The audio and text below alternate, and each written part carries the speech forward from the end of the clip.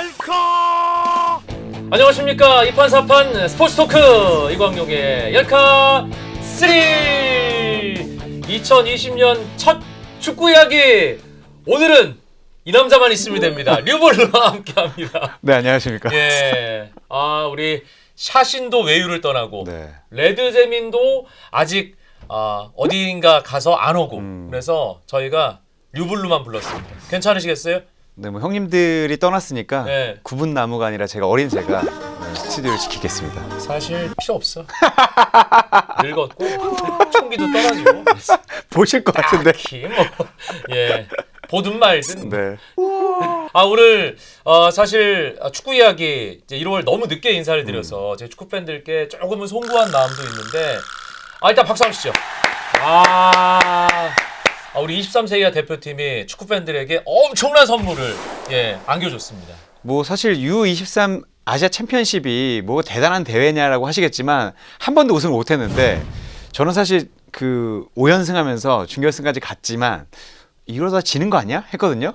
근데 결국에는 이겨내더라고요. 항상 부정적이야 보면. 제가 원래 설레바는 필패라고 제 인생 모토가 그거기 때문에 먼저 기뻐하면 제가 기뻐하면 질까봐 끝까지 기뻐하지 않았습니다. 이동준 선수의 골을 시작으로 네. 정태욱 선수의 그 연장 이 헤더골까지 정말 처음부터 끝까지 어느 하나 정말 지적할 구석이 없지는 않지만 그래도 거의 완벽한 대회가 아니었나 그런 생각이 들었습니다. 뭐 일단 전승으로 이겼으니까요. 그리고 마지막에 호랑이 김학군 감독이 활짝 웃는 순간 우리가 진짜 이겼구나 라는 생각이 들었고 어쨌든 간에 골키퍼 2명을 제외하고 21명이 다 뛰었기 때문에 그런 부분도 상당히 좀 인상 깊었던 것 같아요. 사우디가 진짜 끈적끈적하더라고요. 그 사우디가 그 한번 확 떨어졌다가 올라왔는데 예전 같은 축구를 하지 않고 정말 밀도 있는 축구를 하면서 마치 한국 축구가 아닌가. 예전에 뭐 늪축구 할 때 한국 같은 모습이 아닌가라고 했는데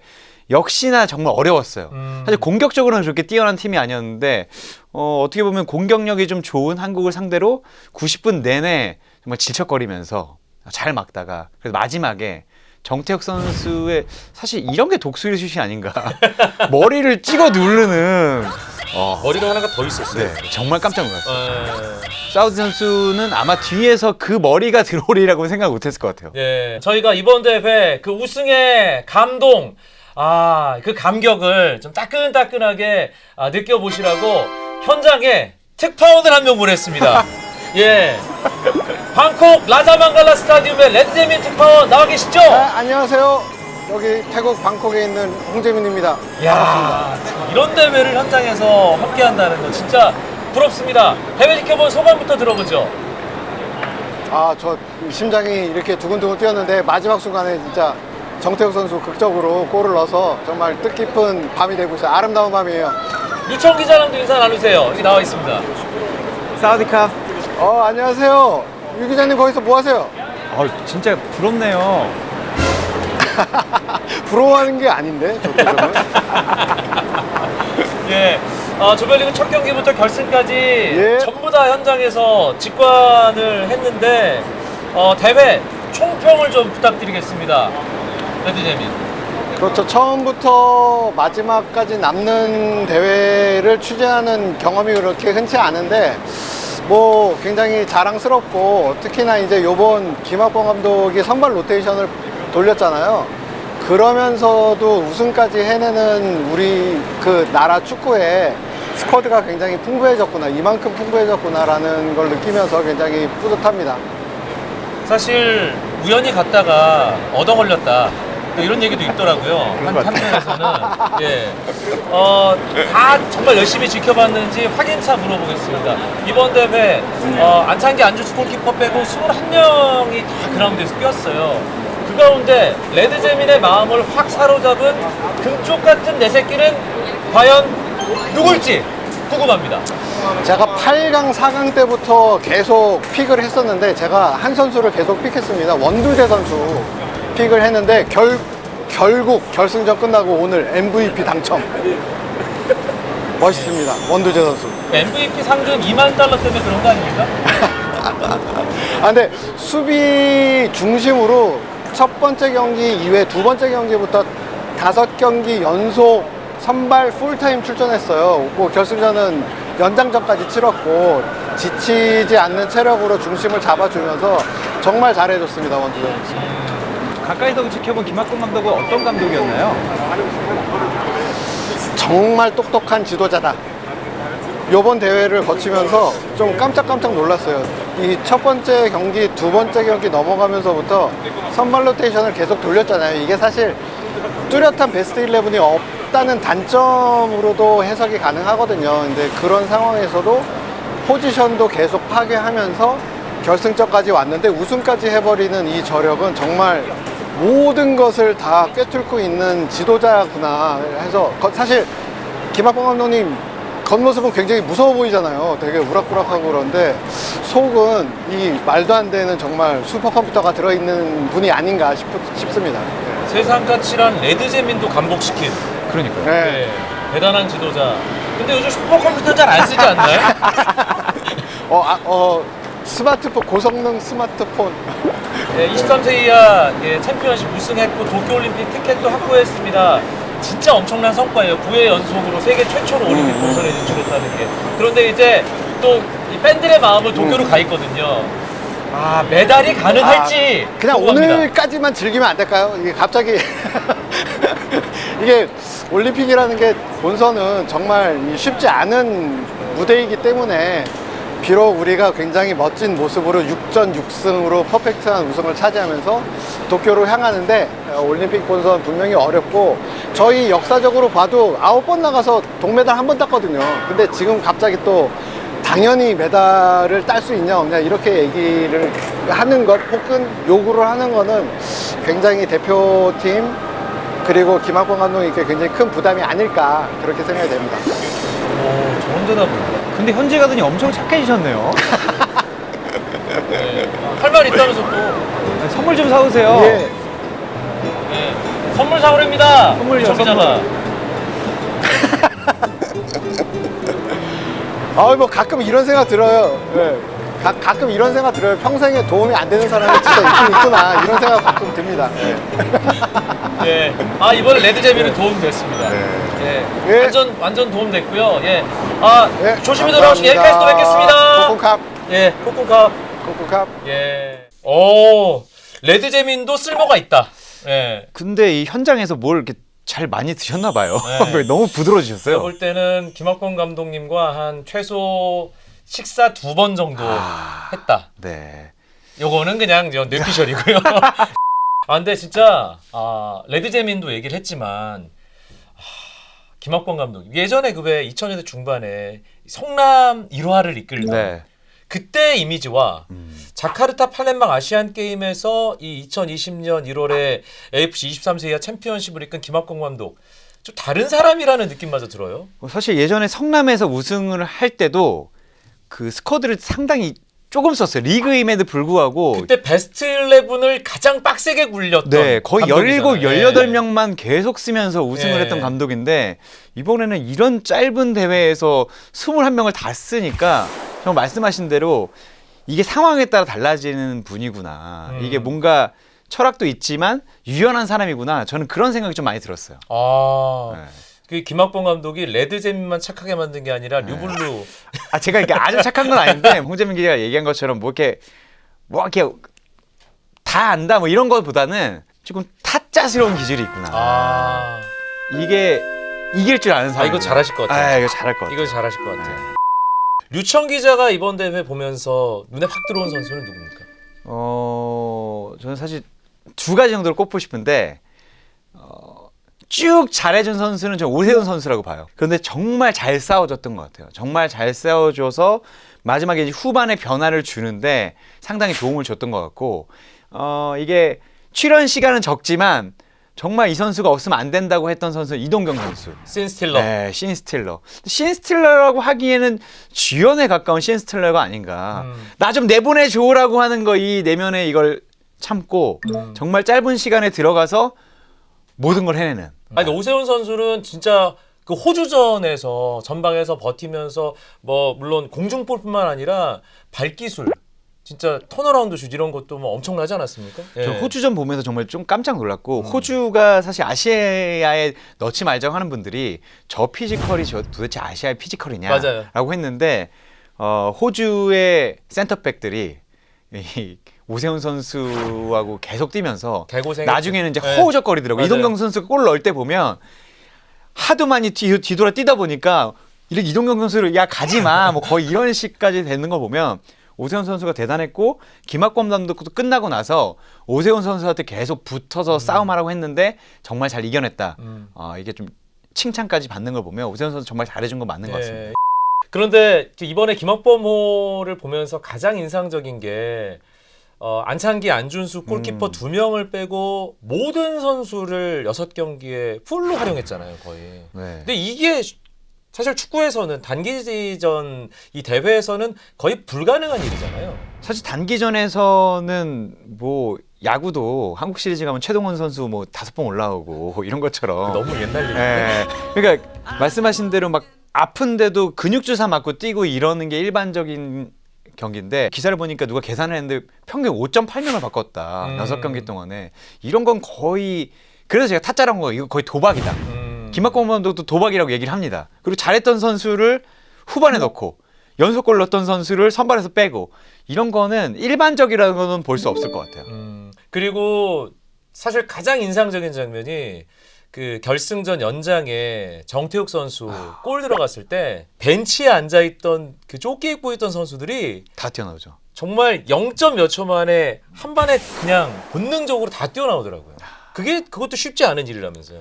제가 봤을 때는 이게 모두 다 팀이 잘하는 게 좋습니다라고 얘기를 하지만 사실 나의 경쟁자가 잘하거나 내가 없는데 팀이 잘하면 마음속으로는 나 주인공이 아닌가? 네. 이런 게 사실 인간적이고 정말인데 이게 리얼인데 이렇게 다 뛰어나가는 게 리얼에 가깝지 않은 거죠. 근데 그만큼 김학범 감독이 원팀을 만들었고 그렇기 때문에 이게 우리의 승리라는 거를 모두가 동물적으로 느낀 거예요. 저는 이거를 머리로 생각한 게 아니라 우리 팀이 이겨야 된다고 선수들이 동물적으로 기뻐한 것 같아요.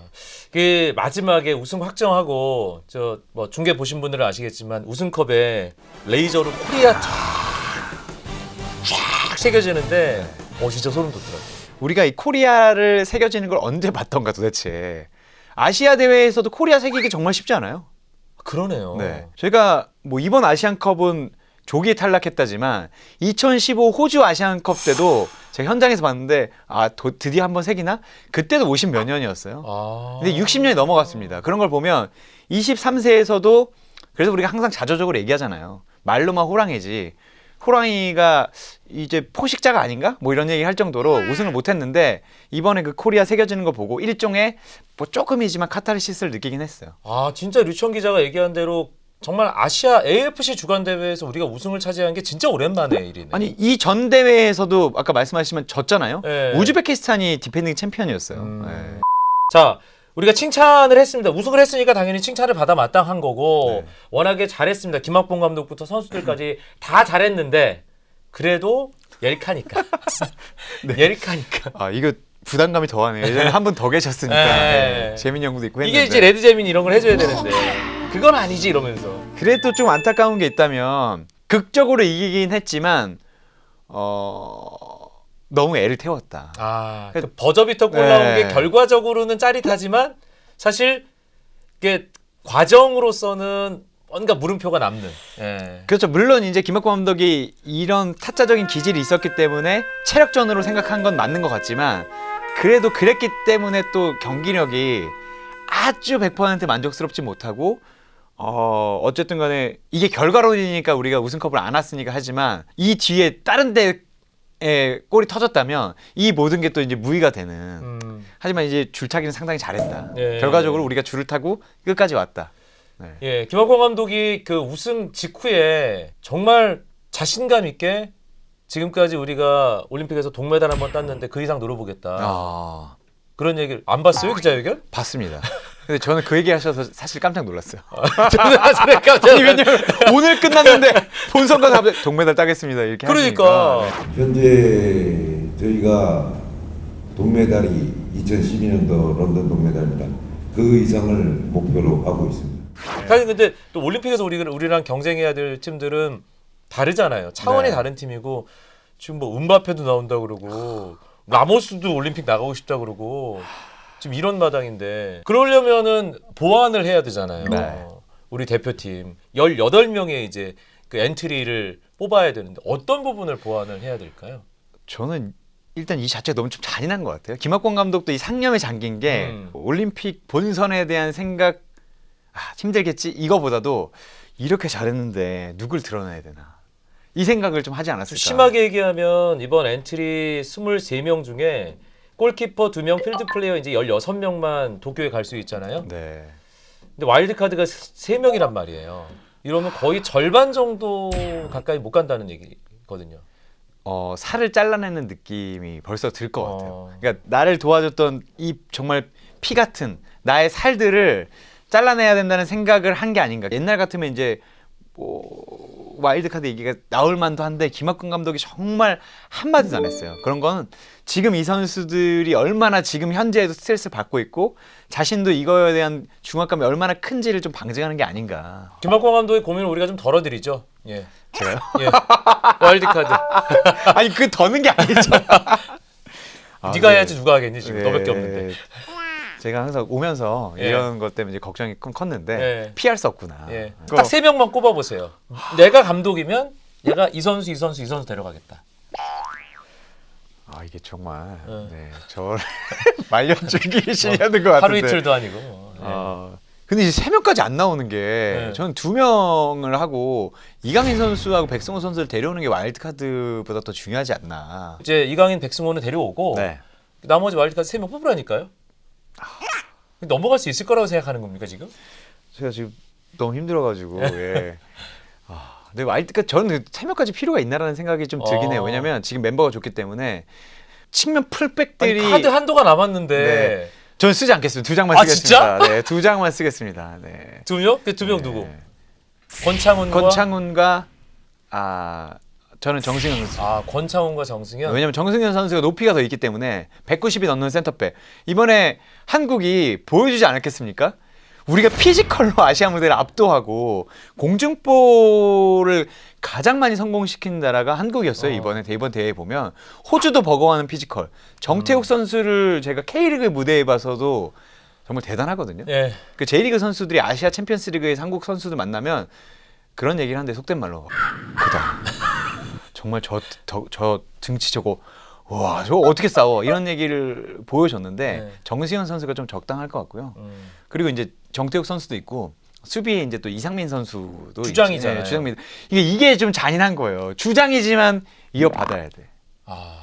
주장이지만 위협받아야 되고. 주장이지만 자리가 위협받는다. 왜냐면 이제 센터백 들어오면 정태욱 또 많잖아요. 이상민 또 센터백 들어오면 이게 또 누가 나갈지 모르는 상황이고 어쨌든 간에 그 유럽 선수들은 크로스가 다르게 들어오고 덩치가 다르고 스피드가 다르기 때문에 그렇죠. 어쨌든 이 세 가지 조합, 그러니까 빠른 팀에 맞는 센터백이 있을 것이고 큰 팀에 맞는 센터백이 있을 것인데 그래서 제가 봤을 때는 190 넘는 선수를 하나 더 갖출 것이다. 그래서 저는 정승현 선수 혹은 뭐 건경원 선수, 박지우 선수 이런 선수를 꼽을 것 같고 권창훈 선수는 어쨌든 간에 그 월드컵도 마지막에 안타까워지면서 아시안 게임도 못 나왔는데 최근에 이제 폼이 좀 올라왔거든요. 그런 면에서 권창훈 선수 그리고 언제든지 골을 터뜨려 줄 수 있는 선수이기 때문에 권창훈 또 이강인 이렇게 2명 생각하니까 네. 우리 동경소년 이 왼발에 포지션도 좀 비슷하게 겹쳐서 야 진짜 정말 살벌하네요 경쟁. 아마 정말 쉽지 예, 않을 거예요. 예. 자 그러면 김학권 감독은 최소 런던을 기준으로 그 이상 만들어 보겠다라고 했는데 르블로. 저는 거의 미션 임파서블에 가깝지 않나. 그러니까 기대를 하지 말라는 게 아니라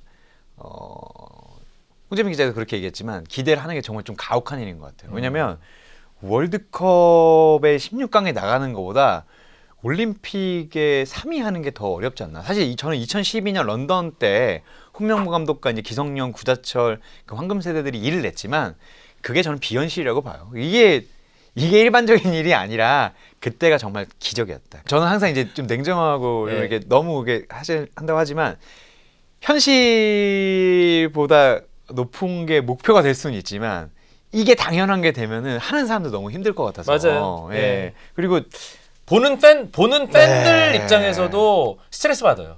지금 네. 나온 팀들 보면 대한민국, 사우디아라비아, 호주, 아프리카 세 팀 중에 이집트, 코트디부아르, 남아공, 오세아니아, 뭐 뉴질랜드 정도 약하다고 보니 뉴질랜드 요즘에 강해졌습니다. 그리고 유럽의 프랑스, 독일, 루마니아, 스페인, 개최국 일본. 근데 개최국 일본과 붙을 이유는 저희가 없을 것 같고. 이게 빠지는 팀이 딱히 안 보이는데 어차피 조별리그에서 사우디, 호주랑은 같은 조가 안 되니까 네. 루마니아 정도. 근데 루마니아가 뭐 최근에 뭐 성인 무대에서 보여준 게 없다고 하더라도 올림픽에서는 잘하고 있어요. 네, 지금 그러니까요. 부폰이 나오고 싶었는데 이 루마니아가 눌렀어요. 예, 이탈리아가 못 나왔습니다. 부폰 형도 지금 이제 마지막으로 올림픽 한번 가고 싶다 하고 했는데 못 나왔고, 그리고 또 이제 그 우리만큼 올림픽의 중요성을 던 데가 중남미인데 이 중남미에서 어떤 팀들이 올라올 것인가. 예. 아직 거기가 또 안 정해졌네. 예. 제발 음바페는 파리 생제르맹에서 잡아주길 바랍니다. 네. 예. 그 소속팀에 충실하는 걸로. 소속팀에. 예. 네가 지금 이럴 때가 아니라 그렇게 네. 정리를 하면서 네. 이제 여자 대표팀 이야기로 넘어가겠습니다. 사실 모르고 계신 분도 많을 텐데 우리 여자 축구가 올림픽 본선에 한 번도 못 나갔습니다. 올림픽은 여자 축구에서는 월드컵보다 더 어려운 무대입니다. 훨씬 어렵죠. 훨씬 어려워요. 예, 사실 그게 핵심이에요.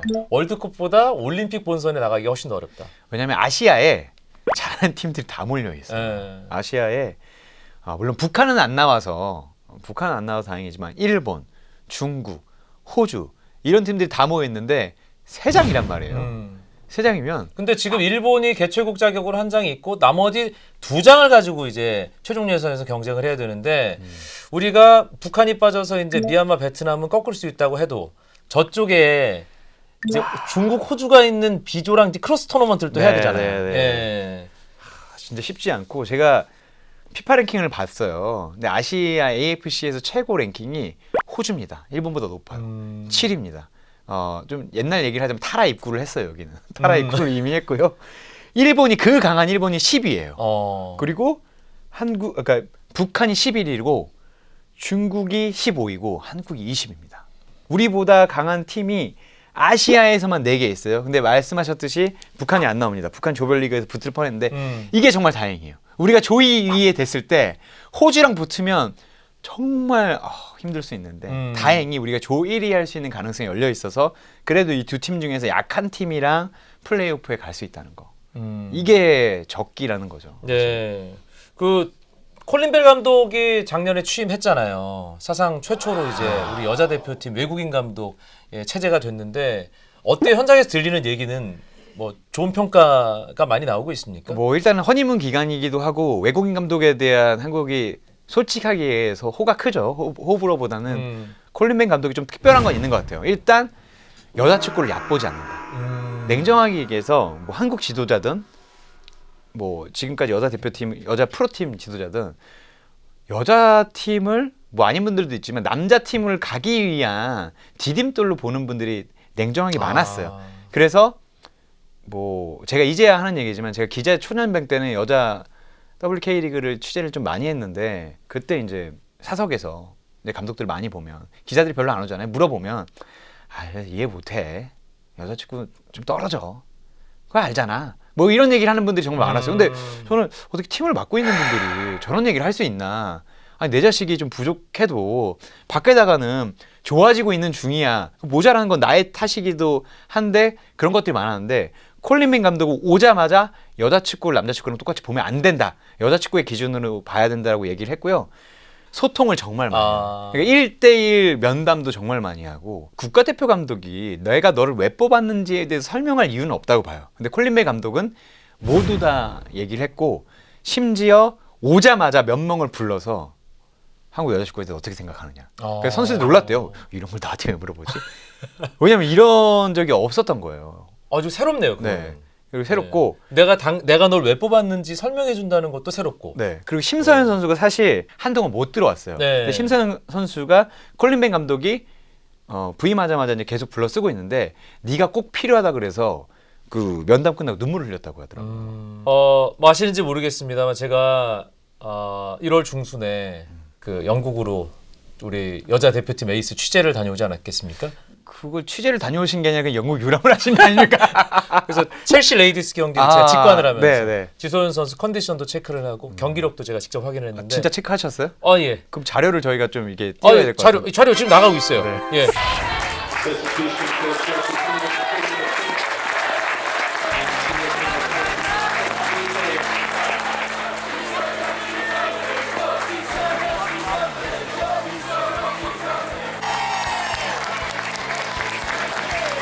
와, 지소연 선수 들어가자마자 2분 만에 골 넣었어. 3분 만에 골 넣었어요. 와, 온 보람이 있다.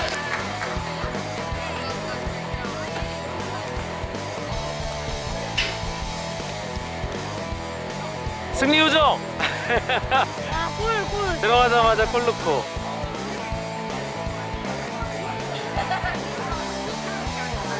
FA컵 경기라 사실은 뭐 에이스니까 좀 쉬었다가 후반에 딱 나오자마자 바로 추가골이자 결승골. 역시 클래스. 근데 정말 첼시 레이디스 팬들에게서 지소연이 어떤 존재인지 확실하게 느끼고 왔어요. 그 지소연 선수가 이제 우리 나이로 딱 30이 됐거든요. 네.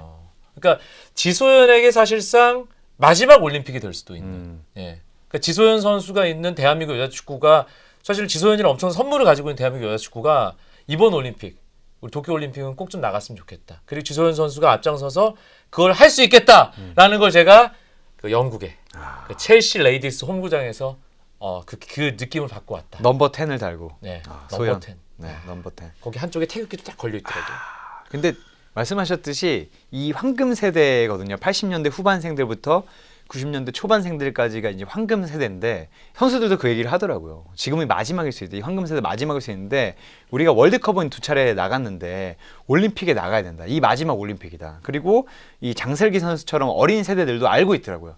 이 언니들이 있을 때 한번 나가지 못하면 그 뒤는 없을 수 있다. 이번이 아니면 정말 어려울 수 있다고 봅니다. 자, 그러면 대한민국 여자축구 사상 첫 올림픽 본선 무대 진출을 위해서 가장 필요한 건 뭘까요?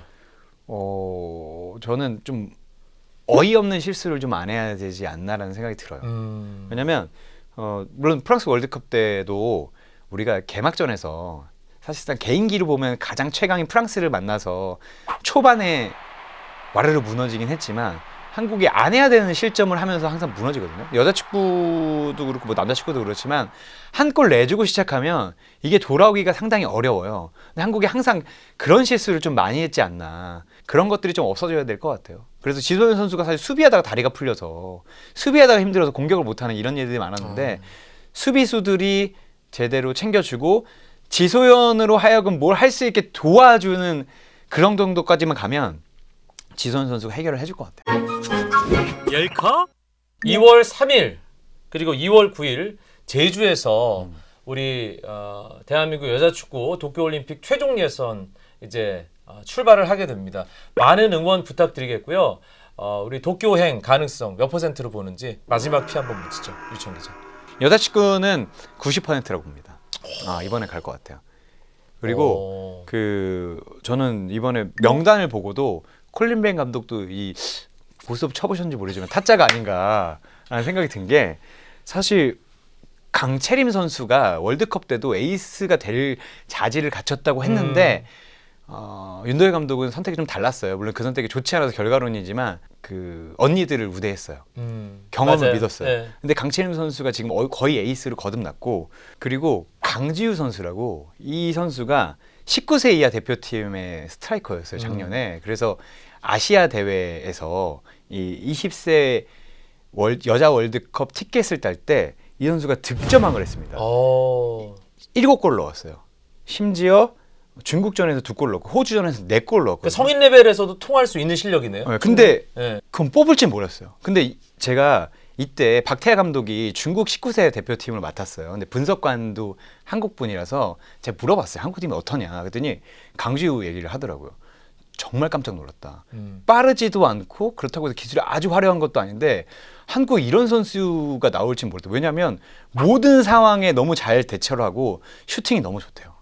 근데 이 선수를 바로 뽑아서 근데 사실 이게 월드컵 최종 예선과 같은 거거든요. 그렇죠. 이 선수를 그 뽑았다는 이상이죠 거는 어떻게 보면. 골 넣을 수 있는 유전자를 가진 선수를 의욕적으로 쓰겠다는 걸 이야. 보여주면서 저는 이 선수가 좀 기대가 돼요. 제2의 지소연이 될 수 있는 건가요? 제2의 지소연이 될 수 있는 자질을 갖췄고, 근데 냉정하게 얘기해서 이 부담이 큰 무대예요. 지금 20명밖에 못 가잖아요. 최종 엔트리가 상대 낮습니다. 이렇게까지 못 가는데 이 선수를 뽑았다는 걸 보면서 콜린벨 감독이 좀 쳐보셨나? 이런 생각이 좀 들더라고요. 그만큼 한국 여자 축구의 면면을 네. 단기간에 속속들이 파악을 했다는 의미도 될 수 있겠네요. 그리고 과감하다. 상당히 과감하다. 예. 우리는 일단 넣어야 돼. 경험 오케이. 근데 빨리 공수전환하고 확실히 넣을 선수를 데려간다는 느낌이 좀 들어요. 골을 넣을 수 있는 선수. 확실히 넣을 수 있는 선수를 데려간다는 생각이 듭니다. 알겠습니다. 오늘 저희가 23세 이하 아시아 챔피언십에서 우승을 차지한 김학범호 칭찬으로 시작해서 2월에 제주에서 이제 도쿄행을 준비하는 여자 대표팀 얘기까지 우리 류블루와 단둘이 오붓하게 외국 나간 두 형들을 대신해서 이렇게 나눠봤는데 한 줄 요약으로 마무리하겠습니다. 진땀이 나네요. 네. 네, 형들의 존재감을 다시 한번 느끼는 그런 것 같고 김학범은 타짜였고 콜린벨도 타짜가 되길 바란다. 네. 좋네요. 예, 타짜 두 사람 예선뿐만 아니라 본선에서도 흥하길 바라면서 오늘 열카스리 축구 이야기 여기서 마무리하겠습니다. 좋은 댓글 많이 남겨주시기 바랍니다. 고맙습니다.